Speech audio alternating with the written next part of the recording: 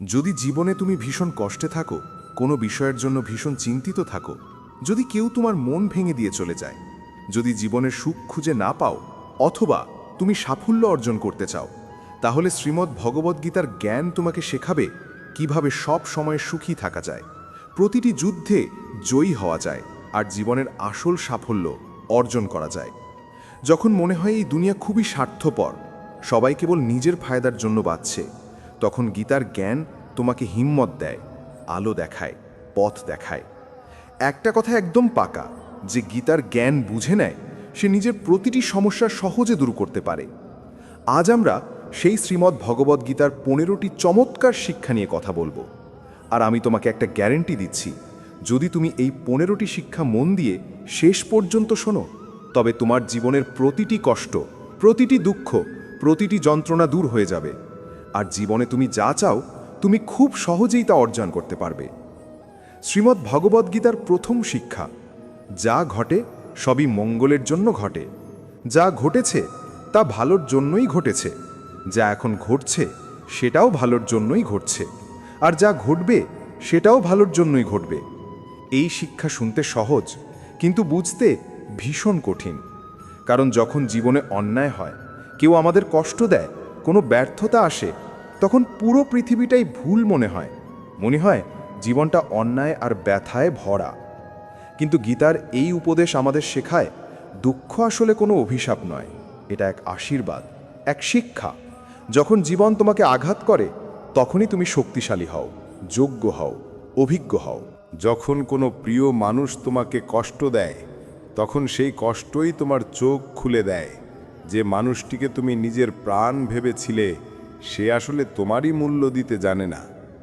যেমন একটা ছোট বাচ্চাকে তার মা কড়া ওষুধ খাওয়ায়, ওষুধটা তেতো লাগে, কিন্তু সেটাই তার অসুখ সারিয়ে দেয়। তেমনি জীবনের তেতো মুহূর্তগুলো তোমার ভিতরের অসুখ, অহংকার, অজ্ঞানতা, দুর্বলতা সব মুছে দেয়। বাস্তবে মানুষ সবসময় নিজের সীমিত গণ্ডির ভেতরেই বাঁচে। সে যা দেখে, যা শোনে, তাকেই সত্য মনে করে।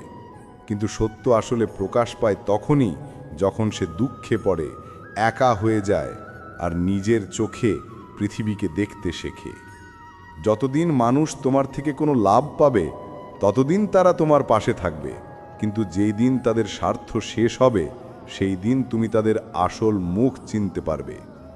কখনো ভেবে দেখেছ, যাকে তুমি প্রাণের থেকেও বেশি ভালোবেসেছিলে, যাকে নিজের জীবনের সবচেয়ে আপন ভেবেছিলে, সেই মানুষটি যদি একদিন তোমার হৃদয়ে গভীর আঘাত দেয়, তখন কেমন লাগে?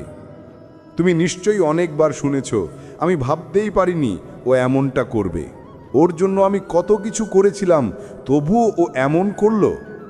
বাস্তবতা হলো, এই দুনিয়ায় প্রায় প্রত্যেক মানুষই মুখোশ পরে ঘুরে বেড়ায়। তুমি কখনোই কারোর আসল মুখ চিনতে পারবে না, যতক্ষণ না সে তোমার সঙ্গে অন্যায় আচরণ করছে। তাই যখন কেউ তোমাকে আঘাত দেয়, তখন কষ্ট পেও না, কারণ ওই আঘাতই তোমাকে শক্তিশালী করে তোলে।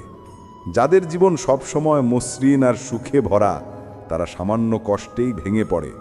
কিন্তু যারা দুঃখের সঙ্গে লড়তে শিখেছে, যারা নিজের আপনজনদের তিক্ত ব্যবহার সহ্য করেছে, তাদের কাছে জীবনের ছোটখাটো আঘাত তুচ্ছ।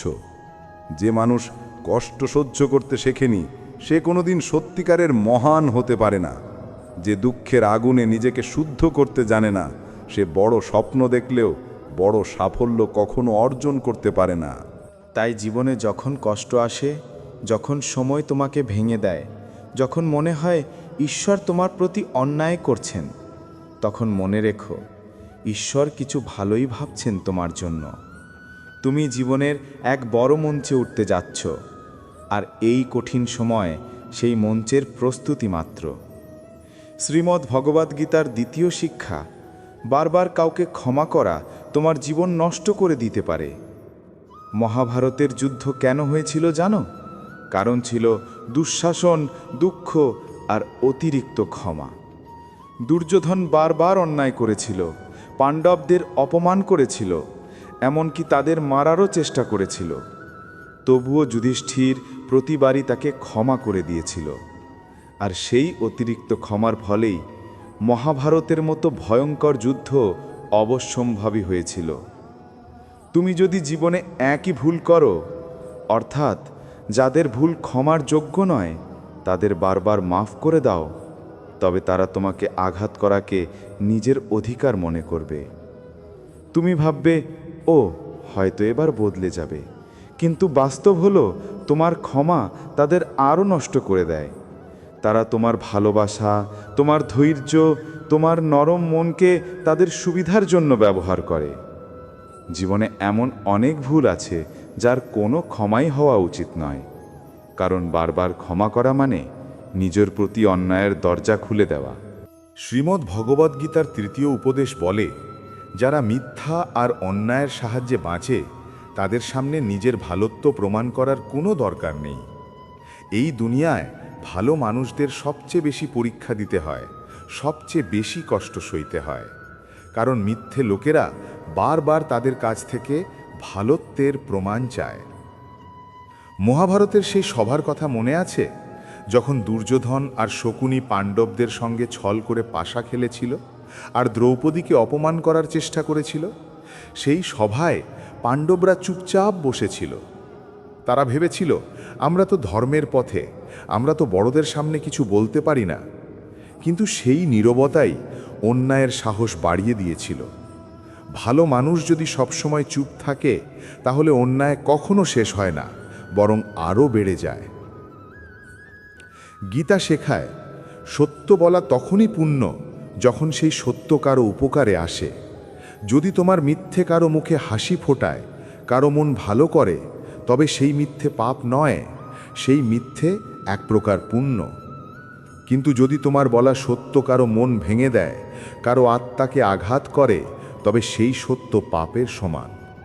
তাই মনে রেখো, যে মানুষটি তোমার সঙ্গে বারবার ছল করে, যে তোমার ওপর আঘাত হানে, যে তোমার ভালোবাসার মূল্য দিতে জানে না, তাদের সামনে নিজের ভালোত্ব প্রমাণ করতে যেও না। শ্রীমদ্ ভগবদ্গীতার ৪র্থ উপদেশ হল, দুষ্ট মানুষকে যতই ভালোবাসো, যতই ভালো করো, সে একদিন তোমাকে আঘাত করবেই। তুমি নিশ্চয়ই শুনেছ, খারাপ মানুষ তার স্বভাব কখনো বদলায় না। যদি তুমি জানো সামনে যে মানুষটা আছে সে বারবার তোমাকে কষ্ট দেয়, তোমার সঙ্গে অন্যায় করে, তবুও তুমি যদি ভাবো যে সব ঠিক হয়ে যাবে, আমি সহ্য করব, তাহলে মনে রেখো, এই অতিরিক্ত ভালোত্বই একদিন তোমাকে সবচেয়ে বড় কষ্ট দেবে। যে তোমার সঙ্গে অন্যায় করে, তোমার প্রয়োজন নেই তার সঙ্গে ভালো ব্যবহার করার। না তার প্রতি ঘৃণা পোষণ করো, না তার প্রতি অতিরিক্ত ভালো থেকো। শুধু দূরত্ব বজায় রাখো, কারণ তুমি যতবার তাকে ভালোবাসবে ততবার সে তোমাকে আঘাত করবে। আর আমাদের ভিডিওগুলি যদি আপনাদের ভালো লেগে থাকে তাহলে লাইক, কমেন্ট, শেয়ার করতে ভুলবেন না। এবং আরও নতুন নতুন ভিডিও পেতে চ্যানেলটি সাবস্ক্রাইব করে পাশে থাকা বেলাইকনটি অন করে রাখুন। ধন্যবাদ।